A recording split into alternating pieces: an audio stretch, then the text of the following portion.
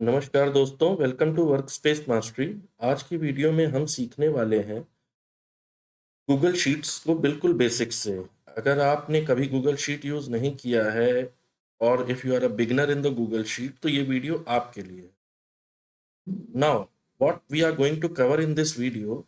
देखिए, सबसे पहले हम जानेंगे कि गूगल शीट क्या है और एक्सेल से ये अलग कैसे है, नई शीट कैसे क्रिएट करते हैं, कॉलम्स ऐड कैसे करते हैं, सीक्वेंसिंग कैसे करते हैं, data entry, sorting, filtering, basic formatting, charts, multiple sheets add करना और लास्ट में शीट को सेव और शेयर कैसे करते हैं।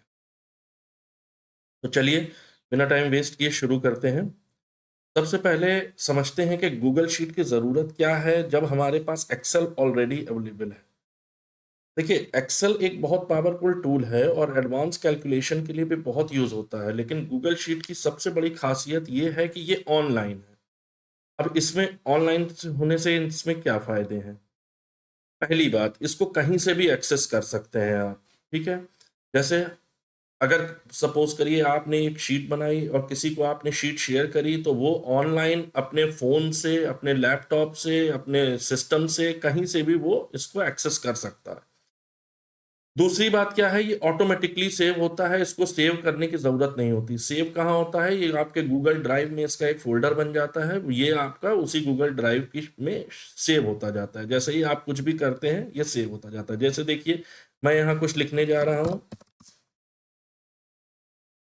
मैंने लिखा स्टेट वर्सेस डिलीवरी और ये देखिए यहाँ पे ये सेविंग दिखाने लगा, ये देखिए and now it became saved to drive. इसी तरीके से जैसे ही आप कुछ भी लिखते हैं,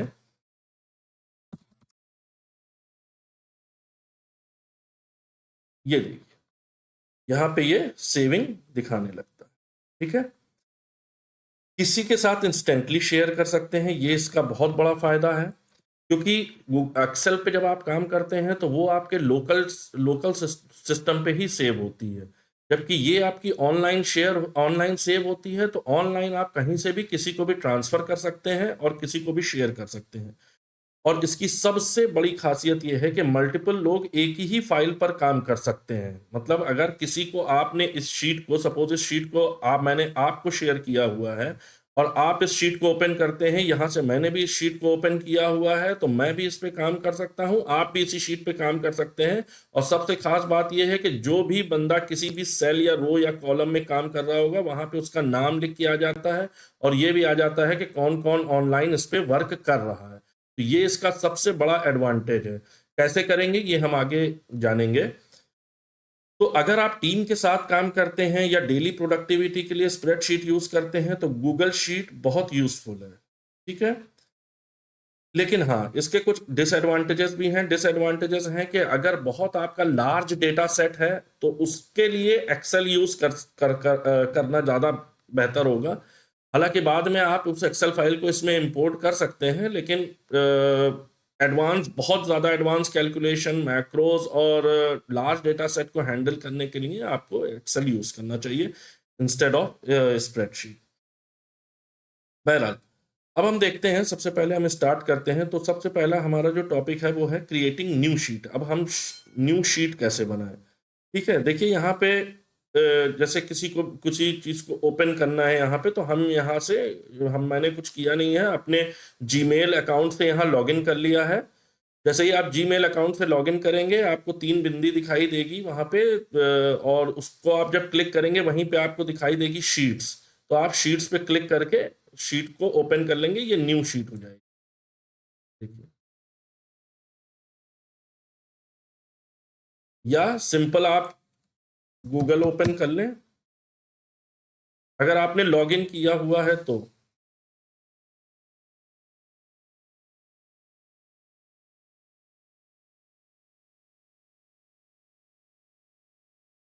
ठीक है, अगर आपने लॉगिन किया हुआ है तो यहाँ पे आप बस शीट्स डालेंगे और यहाँ पे आपको आ जाएगा गूगल शीट्स। इसको जैसे ही आप क्लिक करेंगे, आपकी गूगल शीट्स ओपन हो जाएगी। ठीक है, इस तरीके से हम अपनी गूगल शीट को ओपन कर सकते हैं। ये थोड़ा लोड हो रहा है, 2 मिनट। अच्छा, अब देखिए, सबसे पहले है ये हमारी एक शीट ओपन हो गई। सबसे पहले हम इस शीट का नाम चेंज करेंगे, ठीक है? और इसमें आपको एक्सेल की तरह फाइल सेव करके वहां पे जब आप नाम डालते हैं तब वहां नाम सेव होता है, ये करने की जरूरत नहीं है। ये गूगल शीट आपको ये बहुत ही अच्छा फीचर देता है कि आप नाम को डायरेक्ट यहाँ से शेयर सेव चेंज कर सकते हैं। ये देखिए, अब इसका नाम है अनटाइटल्ड स्प्रेडशीट। इसको चेंज करना बहुत इंपॉर्टेंट है क्योंकि फ्यूचर में फाइल्स आइडेंटिफाई करने में प्रॉब्लम नहीं होती। मैं इसका नाम रखता हूं स्टेट वर्सेस डिलीवरी रिपोर्ट। अब देखिए, जैसे ही मैंने इसका नाम चेंज किया, ये यहाँ पे ऑटो सेव हुआ और ये सेव ड्राइव में हो गया, state versus delivery report. Unlike Excel, जैसे कि हम उसको ओपन करते हैं फिर उस पर काम करते हैं या सेव एज करते हैं, उस केस में आपको नाम डालने का वहां पे ऑप्शन आता है कि आप अपना नाम उस शीट का नाम डाल सकते हैं, उस फाइल का नाम डाल सकते हैं। लेकिन यहाँ पे क्या है, यहाँ पे आप direct state versus delivery report डाल दें और ये आपकी एक्सेल फाइल की गूगल शीट एक्सेल फाइल का नाम चेंज हो जाए।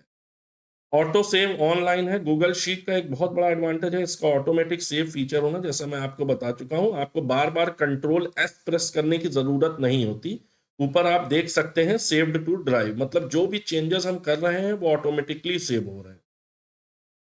ठीक, अब नेक्स्ट देखते हैं। अब समझते हैं स्प्रेडशीट का बेसिक स्ट्रक्चर। सबसे पहले हॉरिजॉन्टल लाइंस आपकी जो है, ये हैं आपकी रोज। जो रोज हैं, जैसे ये देखिए, ये रोज 1 2 3, ये सारी आपकी रोज हैं। और जो वर्टिकल रो लाइंस हैं, इनको हम कॉलम्स बोलते हैं। और सपोज किसी पे हमने क्लिक किया, ये वर्टिकल रोज एंड कॉलम के कॉम्बिनेशन से मिलके बनते हैं सेल। ये देखिए, जैसे मैं यहाँ क्लिक कर रहा हूँ, ये बी, कॉलम बी, रो 4। तो यहाँ पे देखिए आपको सेल का नंबर दिखाई देगा, B4।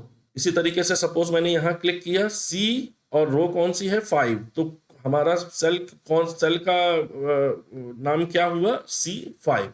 अब ये क्यों इंपॉर्टेंट है, ये हम आगे जानेंगे जब हम फॉर्मूलाज यूज करेंगे, उसमें ये बहुत इंपॉर्टेंट रोल प्ले करता है। फिलहाल के लिए बस आप इतना समझ लें कि ये रो और ये कॉलम से जो सेल बनता है वो आप यहाँ पे देख सकते हैं कि उस सेल का नाम क्या है। ठीक है, अब देखिए, अगर हमें और रो, देखिए बाय डिफॉल्ट गूगल शीट हमको, यहां से मैं इसको स्क्रॉल डाउन कर रहा हूं, बाय डिफॉल्ट मुझे यहाँ पे 1000 रोज देते हैं। गूगल शीट हमको 1000 रोज देता है बाय डिफॉल्ट। अगर आपको ऐड करना है और, तो आप यहाँ पे एक बटन दिया हुआ है, ये देखिए, इस बटन को क्लिक करके आप और रो ऐड कर सकते हैं। ये देखिए, जैसे ही मैंने ऐड किया, यहाँ 1000 रोज ऐड हो गई। आप यहाँ पे नंबर भी दे सकते हैं आपको कितनी रोज ऐड करनी है। सपोज मुझे 200 रोज मोर ऐड करनी है, तो मैं यहाँ क्लिक करूंगा, देखिए पहले 2000 था, अब यहाँ 2200 हो गया। ठीक है, इसी तरीके से हम कॉलम्स भी ऐड कर सकते हैं। कॉलम ऐड करने के दूसरे तरीके हैं। कॉलम ऐड करने के लिए हमने जिस कॉलम के आसपास या कहीं ऐड करना है वो मैं अभी बताता हूँ। जैसे सपोज करिए मैं यहाँ पे लास्ट में गया, आपके कॉलम का नाम है ABCD, रोज आप 1 2 3 4 इस तरीके से सीक्वेंसिंग है। कॉलम का नाम है ABCD और ये Z तक, बाय डिफॉल्ट Z तक जाता है।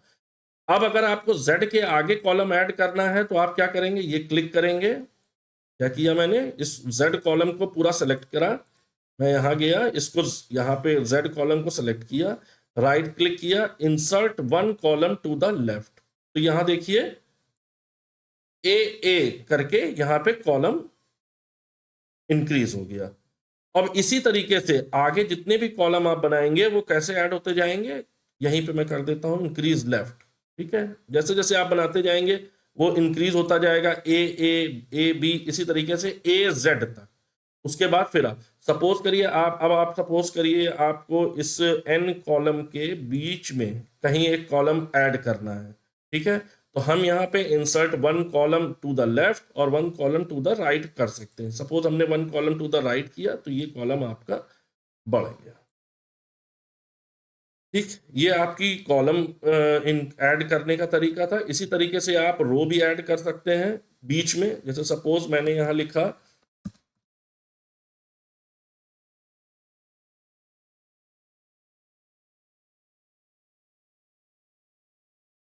अब आप इन दोनों रो के बीच में, सपोज दिल्ली और उत्तराखंड के बीच में एक रो ऐड करना चाहते हैं।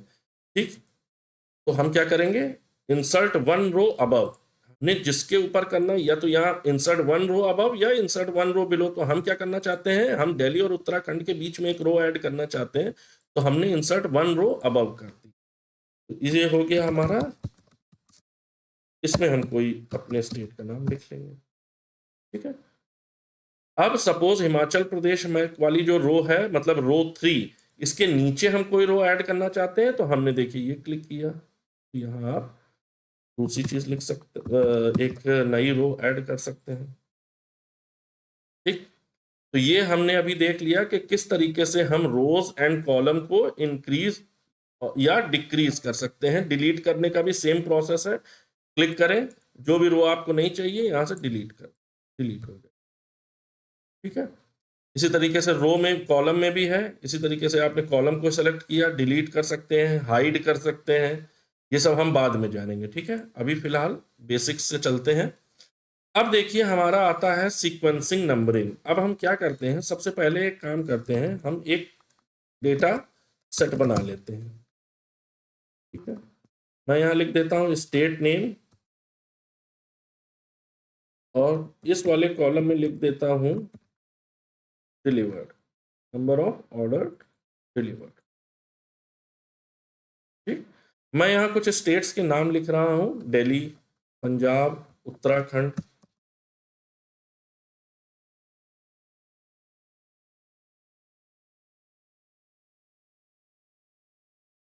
हिमाचल प्रदेश,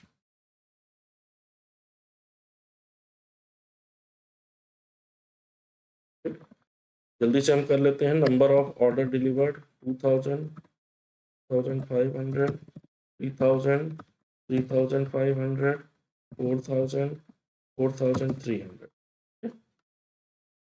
इसी तरीके से आपके डेटा सेट हो सकता है कि आपका बहुत बड़ा सा, बहुत ज़्यादा, इसमें सपोज करिए हमने कई स्टेट हमने लिख दिए होते, अब आप चाहते हैं कि हम इसके नंबर्स तो डालें 1 2 3 4, हालांकि यहाँ पे रोज उसमें रोज में नंबर लिखे हुए हैं, लेकिन देखिए यहाँ पे देखिए रोज में क्या है, पहला रो जो है आपका, इसको आपके हेडर ने ले लिया, तो हम चाहते हैं यहाँ पे सिक्वेंसिंग करना। तो हमने क्या किया, देखिए अब मैं चाहता हूं कि सीक्वेंसिंग किस तरफ हो, जो भी मेरा ये डेटा है उसके जो कॉलम जहां से शुरू हो रहा है उसके लेफ्ट साइड से मैं सीक्वेंसिंग करना चाहता हूं। तो मैंने क्या किया, देखिए अभी मैंने हम लोगों ने सीखा था, हमने कॉलम को सेलेक्ट किया, insert one column to the left, फिर हम यहां डाल देते हैं सीरियल नंबर। ठीक, अब देखिए हमने यहाँ 1 डाला, ये एक्सेल की तरह नहीं, जैसे हम एक्सेल में क्या करते हैं 1 डालते हैं और इसको क्लिक करते हैं तो हमारी यहाँ पे एक ऑप्शन देता है फिल सीरीज करने के लिए, जिसको हम फिल सीरीज कर देते हैं तो वो पूरा का पूरा फिल कर देता है 1 2 3 4 5 6। लेकिन यहाँ पे ऐसा नहीं हुआ। इसको करने के लिए देखिए क्या है, हमने क्या किया, यहाँ लिखा 1, फिर मैंने यहाँ राइट किया 2, और फिर 1 और 2 दोनों को सेलेक्ट कर लिया। ठीक, कैसे सेलेक्ट किया, ये देखिए मैंने ऐसे ड्रैग करके 1 और 2 दोनों को सेलेक्ट कर लिया। ठीक, अब मैंने यहां पे करके यहां क्लिक किया तो देखिए मेरी पूरी सीक्वेंसिंग करेक्ट ऑर्डर में आ गई। ठीक, मैं फिर से बता रहा हूं, फिर से आप देख लें, पहले मैंने क्या लिखा 1, अगर मैंने 1 को ऐसे किया तो ये पूरा करेक्ट सीक्वेंसिंग नहीं लेगा, 1 2 3 4 इस फॉर्म में नहीं लेगा, जबकि एक्सेल में वहां पे फिल सीरीज करने का ऑप्शन आता है तो हम लोग कर लेते हैं, लेकिन यहाँ पे नहीं लेते। यहाँ पे करने के लिए करना क्या होगा, 1, फिर हमने डाला 2, और फिर हमने 1 और 2 को सिलेक्ट किया, और उसके बाद हम फिल करेंगे,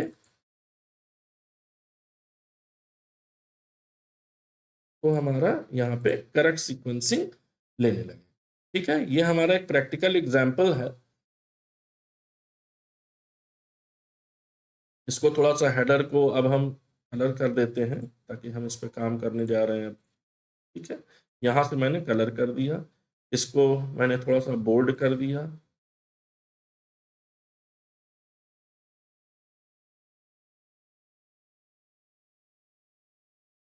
इसको मैंने थोड़ा सेंटर अलाइन कर लिया यहाँ से। ठीक है, देखिए यहाँ बार बार मैं काम कर रहा हूँ, आप यहाँ ध्यान दीजिएगा कि मुझे बार बार कंट्रोल एस करने की जरूरत नहीं पड़ रही है, ऑटो सेव हो रहा है, जैसे ही मैं कुछ लिख रहा हूँ यहाँ ऑटो सेव हो रहा है। ठीक है, अब हम आगे चलते हैं और देखते हैं फिल्टर के बारे में कि फिल्टर का यूज कब होता है। जो हमारे पास बहुत सारे डेटा होते हैं, मान लीजिए मुझे सिर्फ उत्तर प्रदेश का डेटा देखना है, सिर्फ इसका देखना है, उत्तर प्रदेश का। मैं चाहता हूं सिर्फ उत्तर प्रदेश। यहाँ पे बहुत सारे स्टेट के नाम हो सकते हैं। अगर आपसे कोई कहता है कि मुझे सिर्फ उत्तर प्रदेश का नंबर ऑफ ऑर्डर डिलीवर, तो आपको सर्च करना पड़ेगा, बल्कि इससे अच्छा है कि आप यहाँ फिल्टर करके देख लें। तो फिल्टर कैसे करते हैं वो मैं आपको दिखाने जा रहा हूँ, ध्यान से देखें। जिस भी जगह पे आपको फिल्टर करना है, अब देखिए एक्सेल में हम क्या करते हैं, हम ये करते हैं कि हम ऊपर के हेडर को सेलेक्ट कर लेते हैं, ठीक है।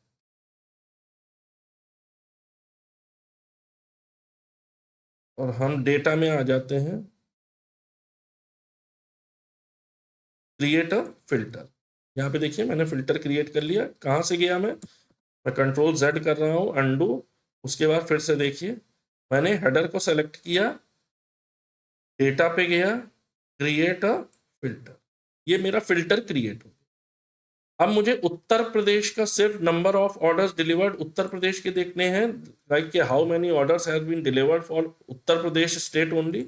अब हम यहां से करेंगे और यहाँ पे देखिए हम जब इसको करेंगे तो ये सारे के सारे सेलेक्ट होंगे, तो हम इसको क्लियर कर देते हैं, क्योंकि अगर सेलेक्टेड रहेगा तो ये सारे सेलेक्टेड में दिखाएगा। आप इसको क्लियर कर लीजिए और यहाँ पे आप लिख सकते हैं उत्तर प्रदेश।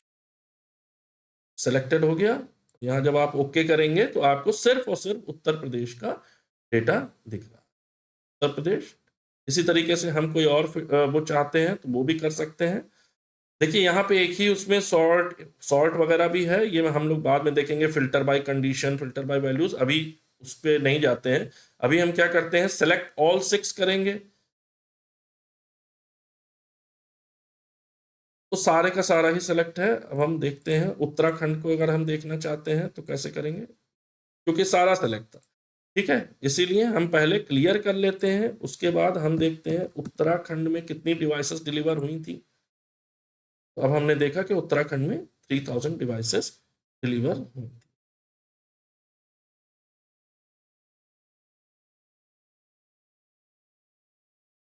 ठीक है। अब हम एक काम करते हैं, अब हम जरा लगाते हैं सॉर्टिंग। सॉर्टिंग भी उसी तरीके से लगती है। अभी मैं पहले फिल्टर क्लियर कर देता हूं सारा, रिमूव फिल्टर। क्या किया मैंने, देखिए यहाँ पे पहले फिल्टर लगा था, तो मैं जा रहा हूँ पहले पूरा रिमूव फिल्टर कर देता हूँ। उसके बाद देखिए अब आप सॉर्टिंग कर सकते हैं। सॉर्टिंग का क्या मतलब है, सपोज मैं चाहता हूं कि मैं अपने इस पूरे डेटा को हाईएस्ट ऑर्डर डिलीवर्ड से लोएस्ट ऑर्डर डिलीवर्ड में सॉर्ट कर दूं, ठीक है। कि आपसे पूछा जा सकता है, आपसे बोला जा सकता है कि इसको ऐसा हमको बताइए कि हाईएस्ट नंबर ऑफ ऑर्डर जिस भी स्टेट में डिलीवर्ड हुए हैं उससे वो सबसे पहले आए, और जो सबसे लोवेस्ट डिलीवर्ड हुए हैं वो सबसे नीचे जाए। उसको करने के लिए देखिए अब हम क्या करेंगे। अब देखिए यहाँ पे मैंने इसको, सपोज मैं इसी हेडर को सेलेक्ट कर लेता हूँ और डेटा में जाता हूँ, और यहाँ पे देखिए शॉर्ट शीट करता हूँ। जैसे ही मैं शॉर्ट शीट कर रहा हूँ, यहाँ पे आ रहा है कॉलम A to Z। अब देखिए देखिए यहाँ क्या हुआ, देखा। मैं फिर से कर रहा हूँ, मैं डेटा में गया, आप यहाँ पे देखते जाइए, शॉर्ट शीट किया, सॉर्ट किया। जैसे ही मैंने किया, ये देखिए अब यहाँ प्रॉब्लम क्या हुई, मैंने किया सॉर्ट, लेकिन ये स्टेट नेम भी सॉर्ट होके नीचे आ गया। तो ये हमें नहीं करना है। तो हमें क्या करना है, हमें इस पूरे के पूरे डेटा सेट को सेलेक्ट कर लेना है, फिर हमें डेटा में जाना है। अब देखिए जैसे ही आपने यहाँ पे देखिएगा, जैसे आपने हेडर सेलेक्ट किया था, तब हमने जब डेटा किया तो यहाँ आपका सॉर्ट रेंज वाला डिसेबल था, यहाँ पे सिर्फ सॉर्ट शीट आ रहा था।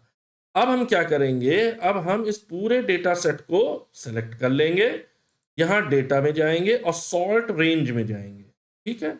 सॉर्ट रेंज, अब जैसे हम सॉर्ट रेंज में जाएंगे, अब हम चाहते हैं कि जो हमारा हाईएस्ट नंबर ऑफ ऑर्डर है वो सबसे ऊपर हो, तो हम sort range bye Z to A, मतलब इन डिक्रीजिंग ऑर्डर में हमें सेलेक्ट करना है। Z to A मतलब decreasing order, A to Z मतलब इंक्रीजिंग ऑर्डर। तो अभी हम क्या कर रहे हैं, हम इसको डिक्रीजिंग ऑर्डर में हमको सॉर्ट करना है। तो अब हमने देखिए क्या किया, हम डेटा में गए, सॉर्ट रेंज बाय कॉलम।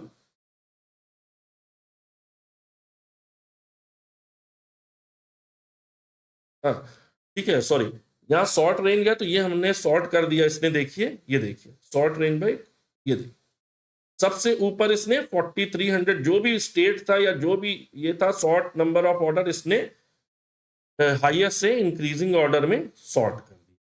ठीक है, लेकिन अब यहां पे क्या है, हमने क्या, अब प्रॉब्लम क्या हुई, अब यहाँ पे प्रॉब्लम ये हुई कि जब हमने number of order delivered decreasing order में सॉर्ट किया तो यहाँ पे हमारा सीरियल नंबर जो है वो डिस्टॉर्ट हो गया, वो भी हमारा डिक्रीजिंग ऑर्डर में ही सॉर्ट हो गया। ठीक, फिर से हम जेड कर रहे हैं, देखिए फिर से मैं दिखा रहा हूं, जब आपने इस डेटा सेट को सिलेक्ट किया और डेटा किया सॉर्ट रेंज, मैंने ये किया इंक्रीजिंग ऑर्डर में sort range by column A Z to A, तो हमने जैसे ही किया तो ये इसने सॉर्ट तो किया, इंक्रीजिंग डिक्रीजिंग ऑर्डर में ही सॉर्ट किया, पूरी शीट को डिक्रीजिंग ऑर्डर में सॉर्ट कर दिया, लेकिन यहाँ पे इसका ये भी डिस्टॉर्ट हो गया। तो इससे बचने के लिए अब हम क्या करेंगे, अब हमने इसको पूरे डेटा सेट को सेलेक्ट कर लेते हैं, यहाँ डेटा पे जाते हैं, सॉर्ट रेंज और फिर एडवांस रेंज सॉर्टिंग ऑप्शन, फिर से देखिए पूरे डेटा सेट को सिलेक्ट कर लिया, डेटा में गए, sort range advance range sorting option में मैं गया, उसके बाद यहां पे मैंने लिख दिया डेटा हैज हेडर रो।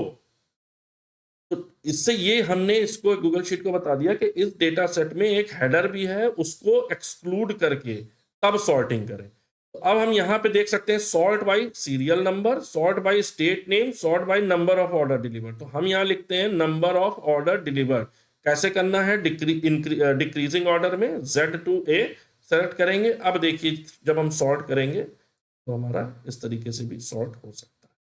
ठीक है,